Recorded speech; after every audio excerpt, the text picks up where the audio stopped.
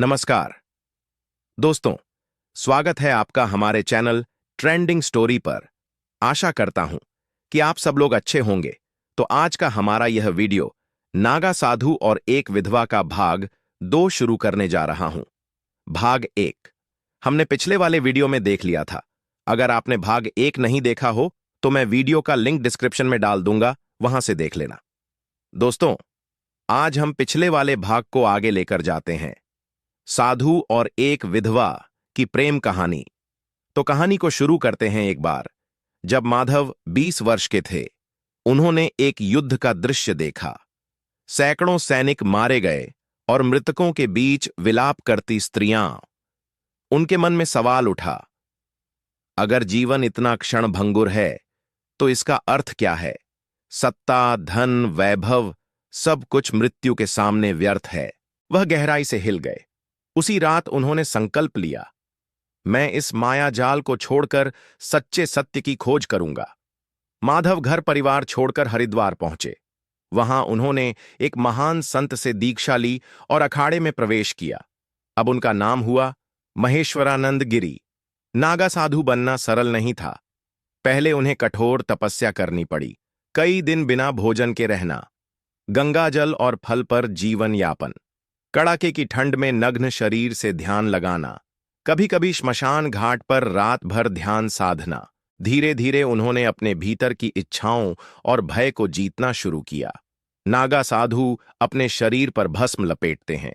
महेश्वरानंद कहते, यह भस्म हमें याद दिलाती है कि यह शरीर नश्वर है, अंत में सब कुछ राख बन जाएगा, इसलिए हमें आत्मा पर ध्यान देना चाहिए। उनकी आंखों में अब एक अलग ही तेज आ चुका था। फिर भी महेश्वरानंद के भीतर पूरी तरह से शांति नहीं थी। कभी कभी पुराने स्मृति पट पर उनके परिवार की तस्वीर उभर आती। मां का चेहरा, पिता की आवाज, सब कुछ मन के गहरे कोनों से निकलकर सामने आ जाते थे। वह सोचते, क्या मेरा त्याग सही था? क्या मैंने अपने कर्तव्यों से मुंह मोड़ा? लेकिन फिर वे स्वयं को समझाते, नहीं, यह मार्ग मेरा चुना हुआ है। मैं अब केवल भगवान के लिए जीवित हूं। समाज की सेवा करना मेरा मकसद हो गया है। महेश्वरानंद केवल तपस्या ही नहीं करते थे, बल्कि समाज की सेवा भी करते। बीमारों को औषधि देते, भूखों को भोजन कराते, किसी के घर दुख हो तो प्रार्थना करते। इससे लोग उन्हें बहुत मानते थे। गांव के लोग कहते, महेश्वरानंद गिरी तो सचमुच जीवित भगवान हैं।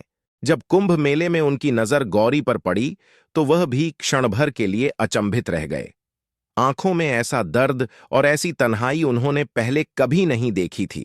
वह समझ गए कि यह स्त्री केवल शरीर से नहीं, आत्मा से भी टूटी हुई है। महेश्वरानंद के मन में करुणा जागी, पर साधु का मन करुणा और मोह के बीच की रेखा को भली भांति जानता है। उन्होंने तुरंत अपनी दृष्टि हटा ली और मन ही मन भगवान से प्रार्थना की, हे प्रभु, इसे शांति दो, इसे दुख से मुक्ति मिले। लेकिन उन्हें अंदाजा नहीं था कि नियति ने उनके और गौरी के जीवन को गहरे धागों से बांधना शुरू कर दिया है। महेश्वरानंद गिरी का जीवन त्याग, तपस्या और वैराग्य से भरा था। उन्होंने संसार छोड़ दिया था, पर भीतर कहीं करुणा और मानवता का स्रोत अब भी जीवित था। गौरी की एक झलक ने उस स्रोत को फिर से जागृत कर दिया। कुंभ मेले से लौटने के बाद गौरी का मन शांत नहीं हुआ। महेश्वरानंद गिरी की करुणामयी दृष्टि उसके हृदय में अटक गई थी। वह सोचती रही, आखिर यह साधु कौन है? इसकी आंखों में मुझे ऐसा क्यों लगता है कि वह मेरे दर्द को समझ रहा है? क्या यह केवल मेरा भ्रम है? वह रात भर जागती, आंगन में बैठकर चांद को देखती और उसी चेहरे को याद करती। उसका मन बार बार कहता, मुझे उससे बात करनी चाहिए, बस एक बार। लेकिन फिर भीतर से आवाज आती, नहीं, वह नागा साधु है, वैराग्य का मार्गी। अगर लोग देख लेंगे तो बदनामी हो जाएगी। गौरी के भीतर यही द्वंद्व चलता रहा। कुंभ मेला कई दिनों तक चलता है। गौरी ने निश्चय किया कि वह एक बार फिर जाएगी। अगले ही दिन उसने साधारण सफेद साड़ी पहनी और चुपचाप भीड़ में मिलकर मेले की ओर बढ़ गई। गंगा तट पर लाखों श्रद्धालु स्नान कर रहे थे। जगह जगह भजन कीर्तन हो रहे थे। गौरी ने दूर से देखा, महेश्वरानंद गिरी अपने अखाड़े के साधुओं के साथ बैठे थे। भस्म से लिपटा शरीर, आंखें बंद और होठों पर मंत्र जप। गौरी का दिल जोर जोर से धड़कने लगा। गौरी धीरे धीरे उनके पास पहुंची। कुछ दूरी पर बैठकर उसने ध्यान से उन्हें देखा। उनके चेहरे पर अजीब सी शांति थी। आसपास के लोग श्रद्धा से उन्हें प्रणाम कर रहे थे। गौरी ने सोचा, अगर मुझे कुछ कहना है तो यही मौका है, वरना मैं हमेशा के लिए पछता जाऊंगी। वह कांपते हुए कदमों से आगे बढ़ी और धीरे से बोली, महाराज, मुझे आपसे एक बात कहनी है। महेश्वरानंद ने आंखें खोलीं। उनकी गहरी दृष्टि गौरी पर पड़ी। उन्होंने शांत स्वर में कहा, बोलो बेटी, क्या कष्ट है तुम्हें?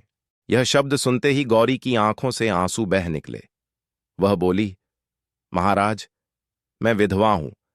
समाज मुझे तिरस्कार की नजर से देखता है। मेरे जीवन का कोई अर्थ नहीं बचा। लेकिन जब से मैंने आपको देखा तो लगा कि शायद आप मुझे समझ सकते हैं। मैं केवल शांति चाहती हूं, बस।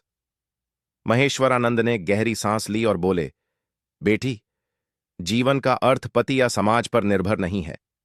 जीवन का असली अर्थ आत्मा की शांति में है। विधवा होना कोई अभिशाप नहीं, यह केवल समाज की बनाई हुई बेड़ियां हैं। तुम अपने भीतर ईश्वर को ढूंढो, वहीं तुम्हें मुक्ति मिलेगी। गौरी ने रोते हुए कहा, लेकिन महाराज, मैं बहुत अकेली हूं। रात को जब सब सो जाते हैं तो मैं अंधेरे में घुट घुट कर रोती हूं। मेरा मन खाली है, जैसे सब कुछ छिन गया हो। महेश्वरानंद कुछ क्षण मौन रहे, फिर बोले, अकेलापन मन की अवस्था है। अगर तुम अपने मन को ईश्वर से जोड़ लो तो यह अकेलापन भी साधना बन जाएगा। याद रखो, हम सभी अकेले हैं, पर ईश्वर हर जगह हमारे साथ है। गौरी ने उनकी बातें सुनी तो उसे लगा मानो उसके दिल पर मरहम लगाया गया हो। वह सोचने लगी, यह साधु सचमुच मुझे समझ रहा है। पहली बार किसी ने मुझे तिरस्कार की नजर से नहीं, करुणा से देखा है। उसकी आंखों में आशा की किरण जगी। उसने हाथ जोड़कर कहा, महाराज, क्या मैं कभी कभी आपसे मिलने आ सकती हूं? बस अपने मन का बोझ हल्का करने के लिए।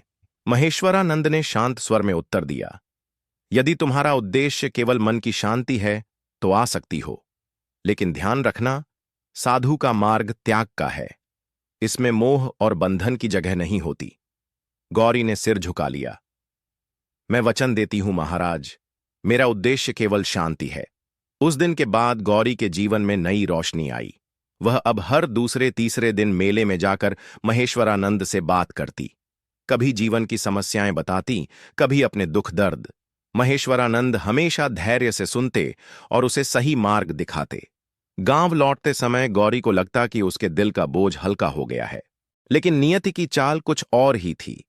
धीरे धीरे उस करुणा और उस संवाद ने दोनों के दिलों में कुछ ऐसा बो दिया जिसे वे खुद भी समझ नहीं पा रहे थे। पहली मुलाकात में ही गौरी ने अपना दिल खोलकर महेश्वरानंद के सामने रख दिया। साधु ने उसे केवल शांति का मार्ग दिखाया, पर उस करुणा ने गौरी के दिल में नया आकर्षण जगा दिया। अब उनके बीच एक ऐसा संबंध बनने लगा जो साधारण नहीं था। गौरी जब भी मेले से लौटती, उसके चेहरे पर अजीब सी शांति और संतोष झलकने लगता। गांव की औरतें यह देखकर चौंक जातीं। एक दिन दो औरतें आपस में फुसफुसाने लगीं, देखो देखो, गौरी के चेहरे पर कैसी चमक आ गई है, कहीं वह किसी साधु के पास तो नहीं जाती। धीरे धीरे यह बात पूरे गांव में फैल गई। लोग कानाफूसी करने लगे, वह विधवा हर रोज मेले में जाती है, जरूर किसी से मिलती होगी। गांव के कुछ पुरुष तो ताने मारते, विधवा अगर घर में रहे तो ठीक, वरना चरित्र पर दाग लगते देर नहीं लगती। गौरी ने इन तानों को अनसुना करने की कोशिश की, लेकिन भीतर कहीं वह डर गई। उसके मन ने कहा, अगर लोग साधु महाराज के बारे में भी कुछ कहने लगे तो यह तो बड़ा पाप होगा।